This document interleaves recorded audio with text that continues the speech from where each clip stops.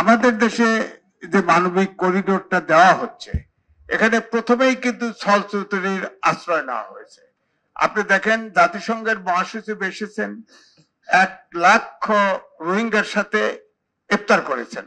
তখন এই সরকার থেকে বলা হলো যে অন্তত পক্ষে এই মহাসচিব আসছে, সারা বিশ্বে রোহিঙ্গা সমস্যাটা আলোচিত হবে। এরপরেই আপনি দেখেন আমেরিকার থেকে 2 অফিসিয়াল এসে ভিজিট করে গেল। তারপরেই এই মানবিক করিডোর বলেন আর যাই বলেন, এটা আলোচনা আসলো, এবং আলোচনায় আপনাদের রিপোর্টই আছে, এক একজনের এক এক মত। আমার বক্তব্যটা হচ্ছে, আরাকান এখন গৃহযুদ্ধ চলছে, সেখানে আপনি আরাকান আর্মির সাথে আলাপ করছেন, করিডোরটা দিবেন আরাকান এলাকায়।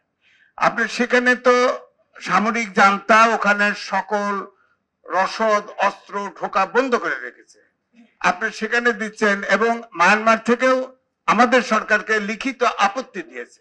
তার সত্ত্বেও আপনি করিডোর দিচ্ছেন কিভাবে? করিডোরটা এটা বাস্তবায়নটা হবে কি করে? 1, 2 হচ্ছে মায়ানমারের ভিতরেই তো জায়গা আছে, কি সিতুয়ান একটা, তারপর বঙ্গোপসাগরের অনেকগুলো উপকূল আছে, এছাড়া এয়ার ড্রপ করে করতে পারে, তারপর ভারতের সাথে আছে, চীনের সাথে আছে। আপনি বাংলাদেশ কেন বেছে নিলেন?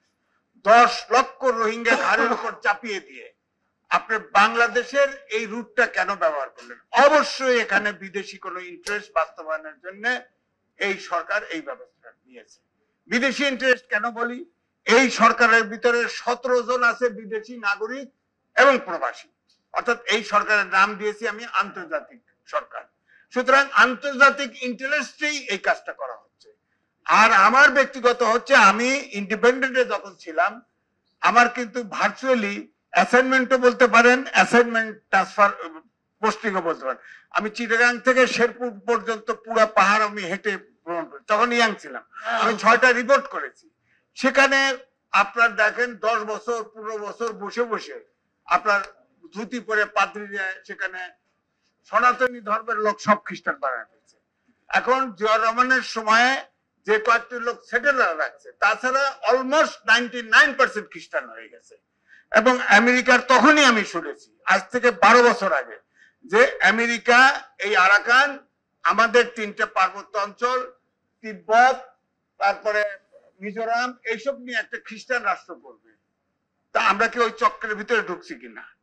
এটা তো আমার, যেহেতু আমি নিজের প্র্যাকটিক্যাল অভিজ্ঞতা, এই জন্য আমি বলছি এটা আমাদের স্বাধীনতা সার্বভৌমত্বের প্রতি পূর্ণ হুমকি স্বরূপ। এই অন্তর্বর্তীকালীন সরকারের আমাদের ভূখণ্ড কারোর সাথে ইজারা দেওয়ার কোনো ম্যান্ডেট নাই। সুতরাং এটা প্রতিহত করতে হবে। নির্বাচিত সরকার আসুক, তারা জনগণের প্রতিনিধি হিসাবে কি করে না করে সেটা পরে দেখা যাবে। ধন্যবাদ। অনেক ধন্যবাদ।